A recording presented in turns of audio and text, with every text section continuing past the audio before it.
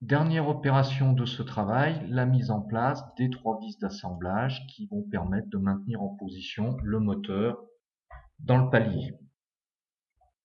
Pour réaliser cette opération, nous allons mettre en place une vis, puis ensuite nous allons répéter cette opération par une fonction qui s'appelle répétition circulaire. Pour pouvoir utiliser cette fonction de répétition circulaire, il va nous falloir créer un axe qui correspond à l'axe de symétrie du moteur. Donc, première opération, cacher le flasque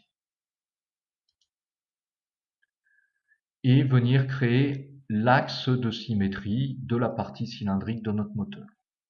Donc, on va insérer une géométrie de référence et on va insérer un axe. Et cet axe sera un axe par rapport à une face cylindrique ou conique. Et donc, on vient sélectionner notre surface cylindrique et on crée l'axe. Cet axe apparaît dans notre arbre de création. Chez moi, il s'appelle axe 4. Chez vous, il s'appellera axe 1, 2, 3, peu importe. Maintenant que ceci est fait, on va pouvoir faire réapparaître notre flasque gauche.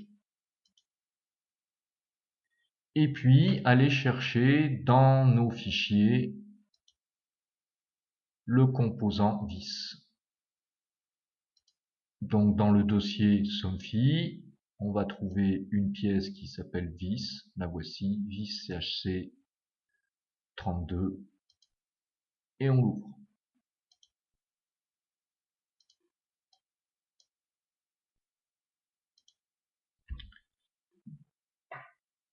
En utilisant les contraintes d'assemblage, on va pouvoir mettre en place cette vis. Donc il va falloir la mettre coaxiale à son trou, puis ensuite en coïncidence avec la surface d'appui.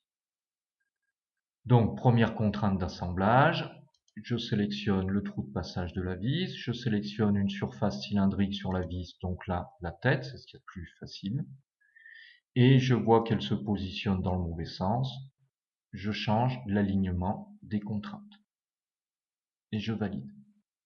Deuxième contrainte, donc il faut positionner cette vis par rapport à la surface d'appui. Donc j'ai sélectionné la surface d'appui, je vais aller sélectionner le dessous de la tête de vis. Et donc là, je constate que cette vis, elle est en place. Donc je valide. J'ai plus besoin de contraintes. Alors maintenant, je vais utiliser cette fonction de répétition. Donc dans les assemblages, on a ce menu répétition. Donc on va choisir répétition circulaire. Et puis là, on va paramétrer les différents éléments. Alors le premier paramètre que l'on doit introduire, c'est l'axe de rotation de notre répétition. Donc cet axe de rotation, on l'a créé. En cliquant sur arbre de création, je peux faire apparaître l'arbre de création dans l'écran et je viens cliquer directement axe. Cette rotation, elle se fait sur 360 degrés et au total, je vais avoir ce qu'on appelle 3 occurrences, c'est-à-dire 3 vis. Quels sont les composants à répéter? Donc j'active la cellule et je dis que je veux répéter cette vis. Et donc on voit que effectivement la vis se répète donc 3 fois 360 degrés. Et on valide. Opération terminée.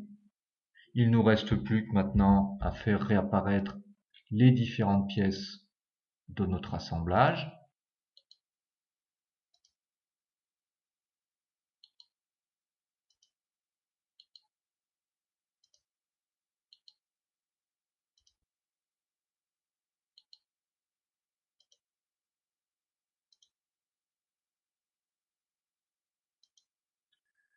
Et voilà, opération terminée.